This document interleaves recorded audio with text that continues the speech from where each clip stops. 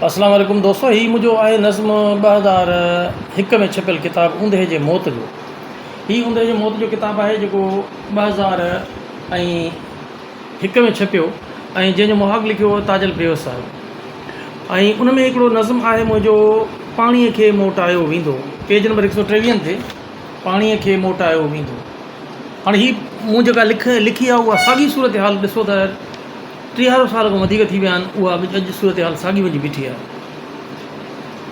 अच्छा, हाणे मां नज़्म ॾिसो पढ़ां थो त सिंधू मुंहिंजो साओ फतके पाणीअ लहे जीअं थर, हथ ॿधी थो चवे ज़ाहिर थींदड़ जर, रुकिजी पओ हिकु पहर, तूं छो रुसंदो थो वञी, तूं छो रुसंदो थो वञी, जाॻायां थो लोक खे।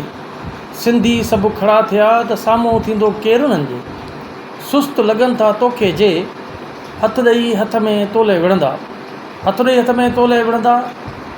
मारूअड़ा फोरू हिन देस जा वात पटे पोइ भॼंदा, नारो सभु हिकिड़ो हणंदा, मरवेसूं सिंध न ॾिसूं।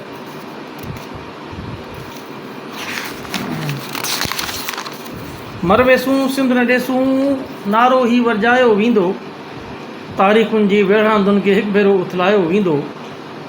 ॾाढ खे ॾिसजांइ हिन भेरे ई पाड़ां ई कढायो वेंदो, ॾाढ खे ॾिसजांइ हिन भेरे ई पाड़ां ई कढायो वेंदो। सिंध जो जेको वेरी हूंदो घाणे में पीड़ायो वेंदो, सिंध जो जेको वेरी हूंदो घाणे में पीड़ायो वेंदो। खुड़ियुनि सां अची भाटियो वेंदो, लत हणी फतकायो वेंदो। सूफ़ियुनि जो तो सब्र ॾिठो आहे, सूफ़ियुनि जो तो सब्र ॾिठो आहे, जोश बि हाणे ॾेखारियो वेंदो। हिकु ॿ हाणे ॿुध बि तुंहिंजी न ई कुझु ॻाल्हायो वेंदो, पाणीअ खे मोटायो वेंदो, पाणीअ खे मोटायो वेंदो।